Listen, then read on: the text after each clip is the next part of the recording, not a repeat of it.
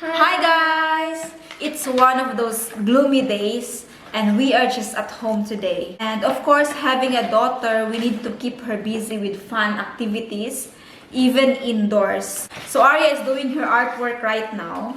And yes, it's a little messy, but it's okay. As long as she is happy. Yeah. But of course, we still want our home to feel clean and cozy. Before we tidy everything up, we have a very cute idea. So what's your idea, Langa? Why not to design our... Robo vacuum. Yes, why not to design our Robo vacuum? We're gonna put our flowers. So here we are, adding Arya's delicate little drawings. A few flowers, subtle touches placed with care. It's not about adding more, it's about choosing details that feel intentional. Simple, refined, and quietly beautiful. Yeah. Wow, so cute! There's something so special about turning everyday things into something personal. Even our robo vacuum now feels elevated, almost like a piece of our home decor. Start cleaning. Cleaning. Clean, minimal, with a hint of warmth. 11, 12, 13. And I love this moment.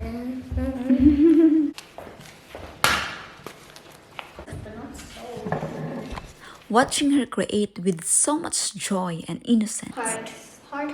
Because in the end, true luxury isn't about perfection. It's about the feeling you create, the comfort, the meaning, the love. So more rice, Arya? It's already been a while since we've had this robo vacuum and it's truly been a big help for me. The time I used to spend cleaning the floors, I now get to spend time with my daughter, and that means everything. Life can get overwhelming when the house is messy, but when it's clean, everything feels lighter, calmer, and my mind feels at peace. Effortlessly avoiding bumps and even the small obstacles, as if it already knows the space. And the cleaning, it's powerful yet gentle.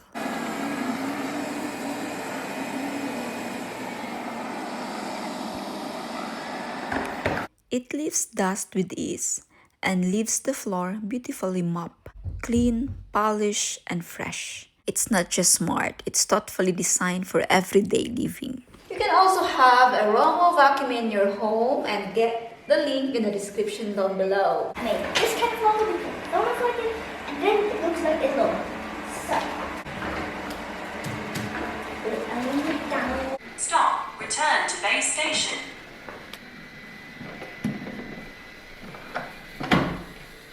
Finally, our home getting refreshed.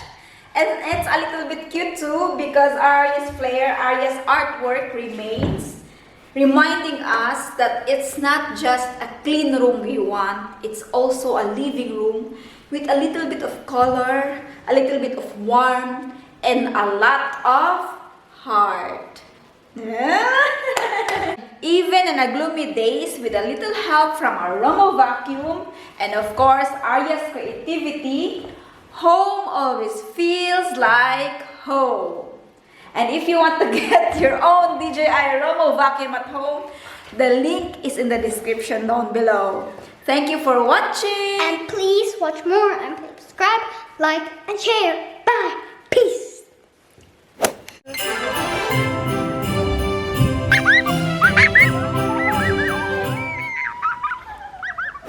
Hey girl, what did you say again? Mama, I was almost the last one. No, you're not the last one. Almost. It was taking like forever. Hey! Taking forever. I am 20 minutes earlier than the right time. Yes. 1 hour. Arya. Mama, it was like super duper long. No. Yes, it was. When it was already 20 minutes, no one was even there. Except me two. Really? Yeah. I was early. And what's the name of your classmate?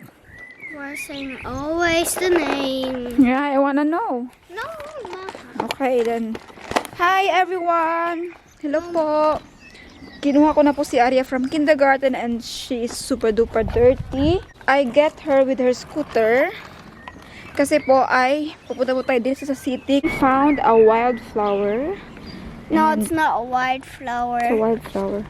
I'm gonna give No, it to it's a, how do you call that? sunflower. No, it's not a sunflower. How you call that? Redundant flower. Daisies. Daisy? Yeah, daisies is also Daisy. like this. Daisy daw yan, guys. Really? Yeah, Oh. daisies is like that. I'm not sure. I don't know what's the name. So, It's Daisy. naglalakad kami ni Arya kay doon sa bus stop. Umalis na. So, pagdating namin, nahuli kami ng mga 30 seconds. Ang ibang bus driver po ay hindi po yan sila makahintay. May iba na maghintay pero yung iba hindi talaga maghintay. But we have to understand kasi marami pong ibang pasahero. Yung iba naghintay doon, ang sabi doon 1 minute tapos hindi pa sila nakaabot. May mga magrereklamo. At ito kasi punctuality talaga. Pero ngayon, medyo nawala-wala na yung pagka-punctual ng mga tao dahil sa, alam nyo, sa train, palaging late, delayed. Minsan yung bus din. So, ayun si Arya, nauna na doon. Sakay na kami ng train. With scooter. Nakababa na po tayo. Hi! Normally po ay pupunta tayo sa Bon. Kasi ang gusto ng bata na to ay magkain at bibili tayo doon, di ba, ng ingredients para sa birthday ni Nathaniel. Sabi ko, my God, hindi ko na kaya. Ayan, Hoy. Oh, yeah. There's some. Not me, yeah? I said, I go to toilet, but not me. This stinky. It was different kind of, pasensya na sa mga kumakain. Sabi ko kanina, hindi ko na kaya kay. Yeah, I told Tito. Tumaas na yung aking mga balahibo. Sabi ko, Arya, kailangan tayo nang lumabas. Kaya uminom kasi ako ng kape. Pero decaf naman siya. Hapon na, uminom pa rin ako ng kape. Kaya kailangan ko pong mag-toilet ngayon. Kaya dito po tayo, nag-stop kung saan po nagtrabaho si cameraman. Yan, sinasabi ko kanina na magbili po tayo ng ingredients para po sa birthday cake ni Nathan. Weekday po ang birthday ni Nathan at ang celebration po ay sa weekend. Kasi nga, kasi diba sa weekdays, meron pong mga klase, busy ang mga tao, may work. And ang request po niya ay vanilla cake. Sabi ko, saan mo ako makahanap ng vanilla cake? Uy, straight ahead, better. Yeah. Okay, then go. Okay, go. So, paano magawa ng vanilla cake? Naghanap po ako ng vanilla cake sa cake studio or cake shop. Wala namang vanilla doon. Uy, puro man, merong caramel, pistachio, strawberry, at saka, ano ba yan? At saka chocolate cake. Pero wala pong vanilla. Kaya sabi ko, sige, magawa na lang po ako ng sarili kong version ng vanilla cake. Hindi ko alam kung paano gawin. Ha? No, straight ahead. Hi! Hi. Saan ka galing? Nag-walking ka? Nag-walking. Ramon. Oo. Sige, Musta na? no, grabe ka, astig mo maglakad-lakad. Ganyan ka talaga. Oo. Tapos, Hello. hi. Hello, Bias. Nice to- What's your name? She's shy. Si No, Arya. Okay, uwi ka na? Oo. Kasi pagod na. Oh, sige, sige. Enjoy, ha? Oh, thank you. Bye. Bye-bye. Si Kuya, lumabas po kami sa train. At dito kami, ay nag-stop po kami kung saan malapit yung work ni cameraman. Kaya sabi ko, dito na lang tayo kasi kung pupunta pa kami ng city, dire-diretso mas malayo. Dito kasi libre yung toilet, malinis pa. Sa city kasi is may bayad. So dito is libre pa. Dito ay walang bayad, malinis pa, at may freedom ka. Kaya tayo po ay pupunta ngayon sa office po ni cameraman. At the same time, marami po ang nagtatanong kung ano po yung trabaho niya. Ano ang work ni cameraman. So dito po tayo ngayon. Papasok dyan. Hindi, joke lang. Ang ganda ang taas, oh.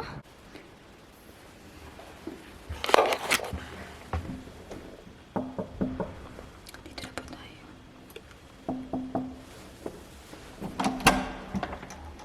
Ayo.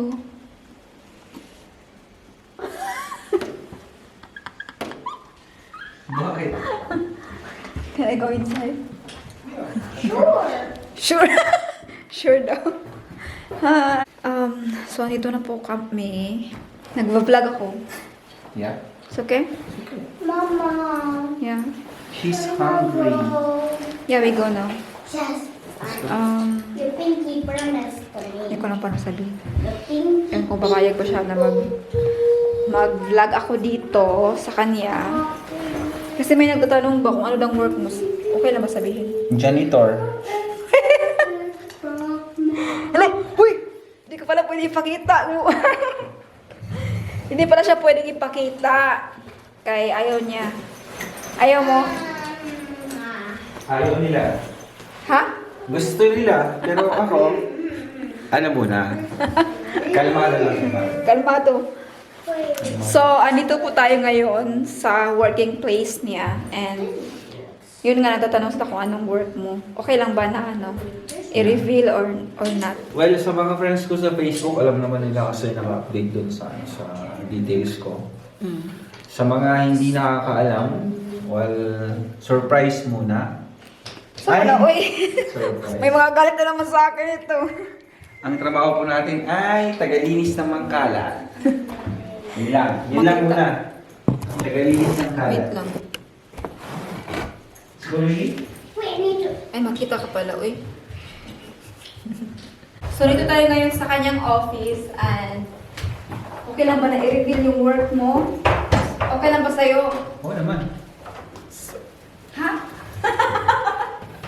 Parang dalawang isip siya. No choice ka. So, actually, galing po siya nag-work siya abroad.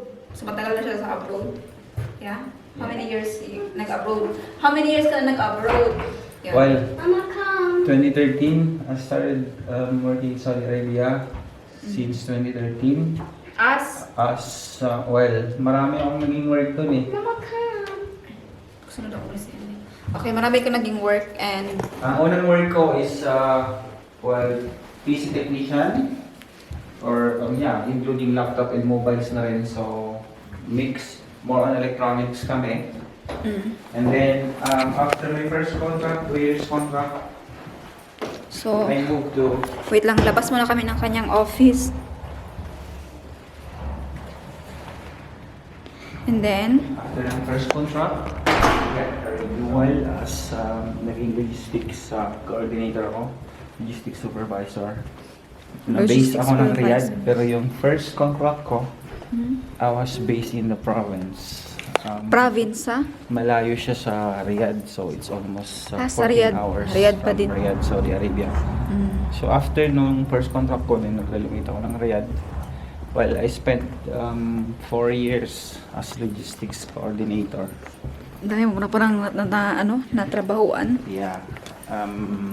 Ang trabaho ng logistics coordinator is, well, taga-follow up sa mga suppliers, tigapadala ng mga devices na na-repair or swap, replaced by the agencies. So, yeah, marami kaming branches all over the kingdom. We have 37 branches in the kingdom before.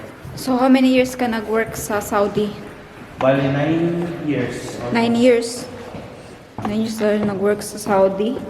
And then after Saudi, anong pang country na natrabahuan mo or? Well, second na ng Germany actually. Second country mong Germany. Yes. Hindi Germany ang unang balak ko dati. Ang balak mo ay? Ang balak ko is Poland kasi Poland. I was tawag nito? I really badly need to get a greener workplace, or gusto ko talaga mag-migrate ng Europe or either US or Canada. Then, So, dito po tayo na-build. nagkaroon ako ng Chance ng na work. chance to meet some persons na nagpapalipad from Middle East going to Poland that time. So nag-apply ako. I'm so cold. You wear your jacket lang ga. Wear your jacket. Nag-apply ka sa Poland. Nag-apply ako papuntang Poland. So yeah, I paid around 3,500 euros for the processing and including the ticket sana yun, accommodation. Nabayad mo ang 3,000? Yeah. They provided me a contract, and then after receiving the contract, You close it. they said I need to wait muna for the visa application kasi i-raffle pa daw. So sabi ko, bakit kailangan yung i-raffle? Ay mag-isa lang naman akong applicant nyo from Saudi Arabia. Yeah. So doon ako nagtaka na bakit kailangan pang i-raffle. So scam pala yung agency. Hindi naman siya scam actually, Ah. pero marami silang backlogs. Okay. So they needed to prioritize kung sino yung mga older applicants. And yun una nilang palili pa rin. Then while waiting for my turn for the visa application, old acquaintance sabi nga, may kakilala kasi ako nag-work dati dito rin sa org ko. So may post siya about hiring ng IT support. Ay, ba't sinabi ko yung trabaho ko? Parang hindi naman narinig nyo ba? Narinig niyo ba? Parang hindi naman. So, may nakita akong post. So, sa wait lang. Hindi pala pwede na sabihin yung work mo? Pwede naman. Okay. So, sasabihin pa ba yung mga ano? Okay, go. Go! Maganda yung story. So, May... habang nag-aantay ako ng visa application going to Poland, may nakita akong post ng old kakilala or kaibigan sa LinkedIn about IT position Yeah. bound for Information. bound to Informatical. Germany and Spain. Yeah. So, ni-reach out ko siya. Sabi ko, boss, baka naman pwede bang mag-apply dyan ng outside Europe. Parang nagbaka sakali lang ako. At so far so good, nag-reply naman siya. Sobrang bait kasi itong tao na to siya. Utang ko sa kanya kung bakit ako nandito sa Europa. Oo, utang na loob po niya sa So, boss niya ngayon kung bakit andito siya sa Europe. Sabi niya, pwede kang mag-apply but I'm not really sure kung ikaw yung ma-hire kasi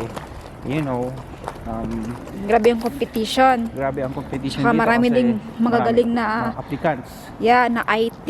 and baka they preferred na nasa Europe na. Yeah. So, as usual, dumaan din tayo sa proseso. Dumaan ka rin sa butas ng karayom. Hindi butas Ano ba ng pinto kasi Ang dilim. Butas ng pinto. Bakit? syempre sa pinto naman ako pumasok nung visa application eh. Sa pinto rin ako lalabas. So, in short, In short, after some interviews, may plan din sana akong mag-visit dito sa Bonn, Germany before come hire. so Pero may ipa-visit visa ka muna nila Yeah, ipa-visit bago ka nila. nila i-hire. Para makita ko daw yung office, ganyan. Yeah, para makadecide ka. Yeah. Ganyan naman talaga dito sa Europe or sa Germany. Gusto nila na ipakita mo na sa inyo kung magustuhan niyo or hindi. Kasi gusto nila kasi na sure ka. Comfortable ka. Yeah, kung totoo ka ba or hindi. Totoo ka ba? Sabi mo, wala lang visit-visit. Sure na naman. talaga. Europe na yan. Ang nangyari kasi, Ah. nung mag-apply na ako ng visa, medyo na-delay yung invitation letter ko. So hindi in-approve ng German embassy. I got denied the first Na-deny. time. So sabi ko parang hindi siguro para sa akin yung Germany. Paano na yung Poland? Yung Poland, second option na lang yun kasi kung makaka-legalize naman ako na makaka-entry ng Germany, that's different kind of thing. Bakit pa ako magpo-Poland, di ba? Yung gastos ko sa Poland, inisip ko na lang na talo ko na lang yun sa sugal or hindi naman ako nagsusugal pero talaga wala ka namang ibang iisipin. So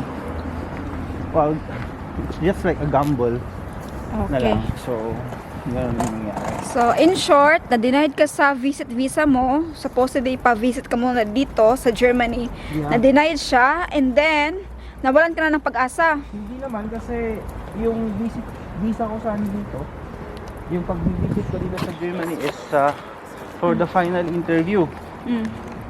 So, ang naging setup na lang is May ano kasi.